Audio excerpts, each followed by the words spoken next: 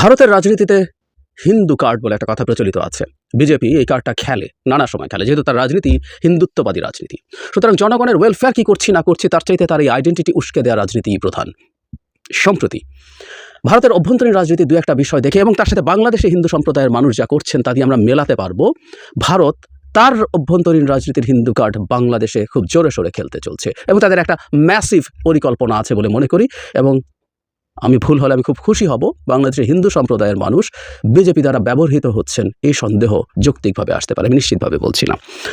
আমি আসবো কেন আমি এটা মনে করছি, ভারতের দুটো ঘটনা একটু দেখতে চাই। ভারতের সম্প্রতি কয়েকটা বিধানসভা নির্বাচন হয়েছে, আমি আপনাদের দৃষ্টি আকর্ষণ করতে চাই ঝাড়খণ্ডের বিধানসভা নির্বাচনে। এখানে বিজেপি ক্ষমতায় ছিল না, কিন্তু তারা সিগনিফিক্যান্ট নাম্বারস অফ সিটস তাদের ছিল।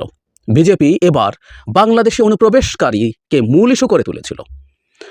অমিত শর্মা রিপিটেডলি গেছেন, এমনকি আসাম থেকে হেমন্ত বিশ্ব শর্মাকে নিয়ে যাওয়া হয়েছে, নিয়ে তাদের মেইন ক্যাম্পেইন ছিল বাংলাদেশে অনুপ্রবেশকারীরা গিয়ে ঝাড়খণ্ডের আদিবাসীদের সব ভূমি দখল করছে।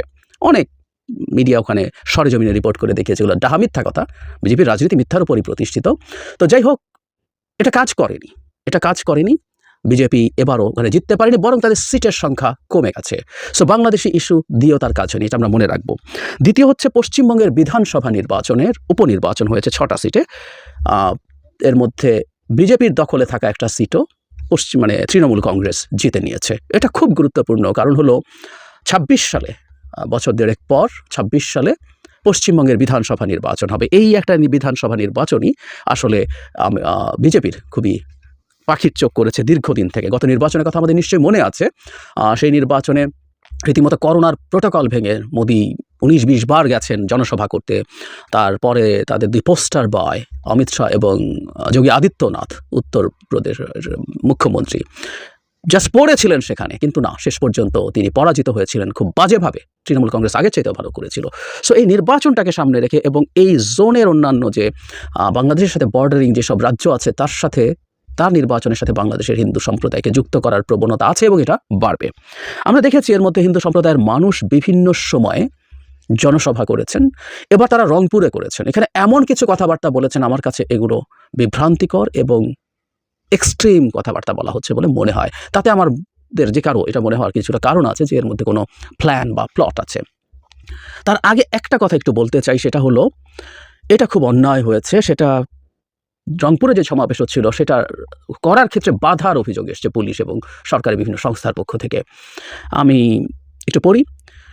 ওখানে যিনি জননেতা জনাব চিন্ময় বলছেন, রংপুরে পুলিশ সুপারের নির্দেশ আমাদের হোটেলে থাকতে দেওয়া হয়নি। জেলা প্রশাসক আমাদের সাথে দেখা পর্যন্ত করেননি। সমাবেশে আসার পথে দিনাজপুর ও জলঢাকা থেকে ছেড়ে আসা বাস ফেরত পাঠানো হয়েছে। বাধা দেওয়া হয়েছে কুড়িগ্রামে। রংপুরের কাউনিয়ায় হামলায় বেশ কয়েকজন আহত হয়েছে। আমরা এসব ঘটনার সুষ্ঠু তদন্ত ও বিচার দাবি করছি। তারপরে এখানে তারা বলছেন যে মাঠ পর্যায়ে তারা খোঁজ নিয়ে, সমকাল পত্রিকার রিপোর্টে খোঁজ নিয়ে দেখেছেন সত্যি এ ধরনের বাধা দেওয়ার ঘটনা ঘটেছে। আমি একটা কথা খুব ক্লিয়ারলি বলতে চাই, সেটা হলো সরকারের এই ব্যাপারগুলো সতর্ক থাকা দরকার। আমি শুধু আন্তর্জাতিক কথা বলছি না, বহুবারই বলেছি যে দেশের হিন্দু সম্প্রদায়ের মানুষরা এই রাষ্ট্রের নাগরিক। তাদের প্রতিটা নাগরিক, যে কোনো নাগরিক অধিকার রক্ষা করে এই রাষ্ট্রের দায়িত্ব। সো তারা একটা সমাবেশ করবেন, সেই সমাবেশে যা বলবেন সেটা নিয়ে আমাদের দ্বিমত থাকতে পারে, আমরা সেগুলো নিয়ে আলোচনা করব। কিন্তু তার সমাবেশ করতে বাধা দেওয়া খুব বড় গর্হিত অন্যায় হয়েছে এবং এর চেয়ে বড় অন্যায় হচ্ছে এই বাধা যারা দিচ্ছেন তাদের বিরুদ্ধে সরকার কোনো ব্যবস্থা নিচ্ছেন কিনা। আমাদের মনে আছে নিশ্চয়ই চট্টগ্রামে ইসকনকে কেন্দ্র করে একবার যে ঘটনা ঘটলো, একজন মুসলিমের ইসকনের বিরুদ্ধে একটা স্ট্যাটাস, তারপর তার উপরে হামলা, তার প্রতিক্রিয়ায় পুলিশ এবং যৌথ বাহিনী হিন্দু সম্প্রদায়ের উপরে মাত্রাতিরিক্ত এবং ডিসপ্রপোর্শনেট বল প্রয়োগ করেছে বলে হিন্দু সম্প্রদায়ের মানুষজন অভিযোগ করেছিলেন। আমি জানি না সেগুলোর ক্ষেত্রে সরকার কি করেছে। একটা কথা জরুরি, সেসব ক্ষেত্রে ব্যবস্থা যেমন নেওয়া দরকার, সেই ব্যবস্থা যে নেওয়া হচ্ছে এটা রিভিলড হওয়া দরকার জনগণের সামনে, হিন্দু সম্প্রদায়ের সামনে এবং বিশ্বের সামনেও। এটা খুব জরুরি। আমি আজকে যেহেতু ইন্টারন্যাশনাল অ্যাসপেক্ট নিয়ে কথা বলছি, আমি সেটা নিয়ে বেশি বলবো। সেই দেশের জনগণ যাতে দেখে যে হিন্দুরা এই রাষ্ট্রের ইকুয়াল এবং সম্মানিত নাগরিক, এবং হিন্দুরাও যেন দেখেন যে তাদের উপরে যে কোনো অন্যায় অবিচার হলে রাষ্ট্র এবং সরকার থেমে থাকছে না, তারা পাল্টা ব্যবস্থা নিচ্ছেন। একইভাবে এটাও হওয়া দরকার ছিল। কিন্তু এই সমাবেশেই জনাব চিন্ময় এমন সব মন্তব্য করেছেন যেগুলো আমার কাছে অত্যন্ত এক্সট্রিম মনে হয়। এ কারণে আমি বলছি এটা একটা প্লট হওয়ার সম্ভাবনা আছে। তিনি বলছেন, আমাদের সমাবেশটা ছিল হিন্দু নির্যাতন, নিপীড়ন, মঠ মন্দিরে হামলার প্রতিবাদ সহ 8 দাবি আদায়ে রংপুরে বিভাগীয় সমাবেশ হয়েছে। শুক্রবার বিকেলে রংপুরের মাহিগঞ্জ ডিগ্রি কলেজ মাঠে সমাবেশে সনাতনী জাগরণ মঞ্চের মুখপাত্র চিন্ময় কৃষ্ণ দাস ব্রহ্মচারী বলেছেন, দেশ থেকে হিন্দুদের উৎখাতের চেষ্টা হলে তার পরিণতি ভালো হবে না। দেখুন, উৎখাতের চেষ্টা হলে তার মানে উনি আশঙ্কা করছেন হিন্দুদের উৎখাতের চেষ্টা হচ্ছে বলে তিনি মনে করেন। তিনি বলেন, 5 আগস্টের পর অনেক কিছুর পরিবর্তন হয়েছে। পরীক্ষা ছাড়াই পাশ মিলেছে। আন্দোলনের মাধ্যমে অনেক বিশেষ স্বীকৃতি মিললেও 3 মাসে সনাতনীদের কোনো বিষয়ের সমাধান হয়নি। এক্সাজারেটেড কথা এবং ডিসইনফরমেশন। এখনও বাড়িঘর লুট ও হিন্দুদের চাকরি হারাতে হচ্ছে। মনে রাখবেন, যত নিপীড়ন আসবে সনাতনীরা তত ঐক্যবদ্ধ হবে। হামলার অভিযোগের যেটা আমি আগেই পড়ে শোনাম, তারপর তিনি বলছেন, আমরা এসব প্রশ্রয় দিলে বাংলাদেশ হবে ইরাক, লিবিয়া ও সিরিয়ার মতো। কোনো সরকার স্থায়ী ক্ষমতায় থাকতে পারবে না। বাংলাদেশ আমার মায়ের মতো, আমরা এখানে জন্মেছি, এখানেই থাকবো, কোথায় যাব না। শেষ অংশ খুবই সঠিক। জনাব চিন্ময়ের সাথে আমি শতভাগ একমত যে কোনো রকম সমস্যা যদি হয়ও, তিনি যা যা অভিযোগ করেছেন এগুলো যদি সঠিক হয়েও থাকে, আমি সঠিক কিনা সেই প্রশ্ন করছি, কিন্তু যদি হয়েও থাকে তারা এই মাটি কামড়ে তাদের থাকতে হবে। এটা তাদের দেশ, আমাদের যেমন দেশ, এটা তাদের দেশ। এটা ছেড়ে তারা কোথাও যাবেন না, আমরাও চাই না, আমরা তাদেরকে যেতে দেব না। আমরা তাদের অধিকারের পক্ষে কথা বলবো। কিন্তু তিনি খুব মারাত্মক কথাগুলো ইঙ্গিত করছেন। তিনি বলছেন এগুলো যদি চলতে থাকে বাংলাদেশ হবে ইরাক, লিবিয়া ও সিরিয়ার মতো, জাস্ট 3টা গৃহযুদ্ধ আক্রান্ত দেশকে উল্লেখ করছেন। মানে তাদের উপরে হামলা হলে ভয়ঙ্কর কথা। তার আগে বলছি যে কোনো কিছু হয়নি তাদের। আমরা জানি যে 5 আগস্টের পর হিন্দু সম্প্রদায়ের মানুষের উপরে এবং তাদের প্রতিষ্ঠান কিছুর উপরে 2-একটা মন্দিরে কিছু হামলার ঘটনা ঘটেছে। বহুবার বলা হয়েছে, তারপর আবারও বলি, কারো উপরেই হামলা হওয়া উচিত, এমনকি মুসলমানের উপরে আওয়ামী লীগ অভিযোগে হামলা হওয়া উচিত না। এবং I was the first person perhaps যেটার বিরুদ্ধে কথা বলেছিল শেখ হাসিনা যাবার পর। কিন্তু যেটা জরুরি কথা সেটা হলো, এটা হয়েছে, এটা ঘটেছে, এটা হওয়া উচিত হয়নি। কিন্তু এই মুহূর্তে কি এটার কোনো সুরাহা হয়নি? এই মুহূর্তে কি এটা একই রকম রয়ে গেছে? একেবারেই না। এই মুহূর্তে এরকম কোনো কিছুই আসলে হচ্ছে না, সেটা নেই প্রায়। আমাদের প্রধান উপদেষ্টা এই দাবি গ্লোবাল মিডিয়া যারা এই প্রশ্ন তুলছিল তাদেরকে বারবার বলেছিলেন যে তারা এসে যেন দেখে যায়। এমনকি এই প্রশ্ন এখনও চলছে। দ্য হিন্দু প্রধান উপদেষ্টা একটা সাক্ষাৎকার নিয়েছিলেন, সেখানে একই রকম প্রশ্ন। সাক্ষাৎকারটা নিয়ে হয়তো আলাদা করে কথা বলাই দরকার আছে। একই রকম প্রশ্ন করছেন, সেখানেও তিনি একই রকম জবাব দিয়েছেন যে এই মুহূর্তের সিচুয়েশন অনেক ভালো। কিন্তু জনাব চিন্ময় বলছেন কোনো কিছুর সমাধান হয়নি। না, এটা ভুল। কিন্তু তার চাইতে জরুরি কথা, তাদের ওপরে বাধা, তাদের সমাবেশের বাধা হলে বাংলাদেশ ইরাক, লিবিয়া এবং সিরিয়ার মতো হয়ে যাবে, এই হুমকি দিচ্ছেন। এবং তিনি অভিযোগ করছেন হিন্দুদেরকে উৎখাতের চেষ্টা করা হচ্ছে। এই প্রত্যেকটা জিনিস আসলে ভারতে বিজেপির রাজনীতিকে সাহায্য করবে। বাংলাদেশে হিন্দুরা নিপীড়িত আছে, এই নিপীড়িত হিন্দুর custodian BJP, RSS, Modi, Mohan Bhagwat এরা এইভাবেই আলাপটা সামনে আনার চেষ্টা করছেন। ফলে পশ্চিমবঙ্গে যে বিধানসভা নির্বাচন হবে সেই নির্বাচনের আগে এই পোলারাইজেশন আরও বাড়তে পারে।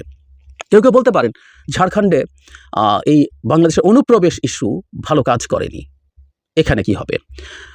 কেউ কেউ বলতে পারেন যে এটা ভালো কাজ করেনি, তাহলে এটা সরিয়ে অন্য কিছু করা যায় কিনা। কিন্তু সমস্যা হচ্ছে আইডেন্টিটি পলিটিক্স যারা করেন তারা হিন্দুত্ববাদী, এখানে হিন্দুত্ববাদী আইডেন্টিটি পলিটিক্স চলছে।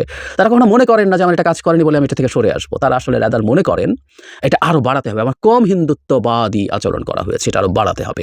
ফলে সামনের দিনগুলোতে বাংলাদেশে, পশ্চিমবঙ্গের লাগোয়া সবচেয়ে বেশি বর্ডার আমাদের পশ্চিমবঙ্গের সাথে, সেখানে হিন্দুদের উপরে অত্যাচার হচ্ছে, অন্যায় হচ্ছে, নিপীড়ন হচ্ছে, তাদেরকে উৎখাতের চেষ্টা হচ্ছে, তাদের গণতান্ত্রিক অধিকারে বাধা দেওয়া হচ্ছে, তাদের উপরে হামলা হচ্ছে, মামলা হচ্ছে, তাদেরকে চাকরিচ্যুত করা হচ্ছে। এরকম যত অভিযোগ বাংলাদেশের হিন্দুদের পক্ষ থেকে এক্সাজারেটেড হয়ে আসবে, অনেকগুলো ডিসইনফরমেশন হিসেবে আসবে, সেগুলো পশ্চিমবঙ্গে বিজেপিকে সাহায্য করতে পারে বলে বিজেপি মনে করে। করবে কিনা ইজ এ ডিফারেন্ট ডিসকাশন। গতবারও বিধানসভায় তারা খুব বেশি পেরেছিল তা না, সেই জিনিসটা তারা করবে। এবং বাংলাদেশে এগুলো ঘটা প্রত্যেকটা তথ্য নিয়ে আবার ভারত তার মিডিয়াতে, শুধু না তাদের সরকারিভাবেও তারা এগুলো প্রোপাগেট করার চেষ্টা করবে। সেই বিবেচনায় বলছি 26 সালের বিধানসভা নির্বাচনের আগ পর্যন্ত হিন্দু সম্প্রদায়ের উপরে যথেষ্ট পরিমাণ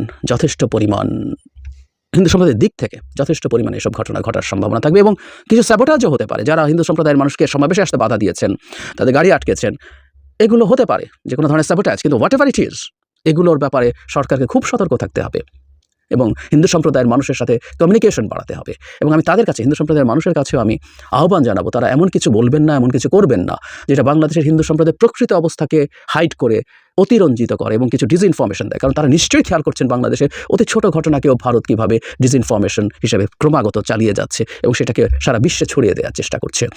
দিনের শেষে জনাব চিন্ময়ের সাথে আমি একমত, তাদেরকে এই দেশেই থাকতে হবে। সুতরাং তাদের সাথে অন্য সম্প্রদায়গুলোর, বিশেষ করে মুসলিম সম্প্রদায়ের কোনো দীর্ঘস্থায়ী সংকট তৈরি হোক, দীর্ঘস্থায়ী ভুল বোঝাবুঝি হোক, সেটা কারোর জন্যই আসলে ভালো হবে না। They must remember that.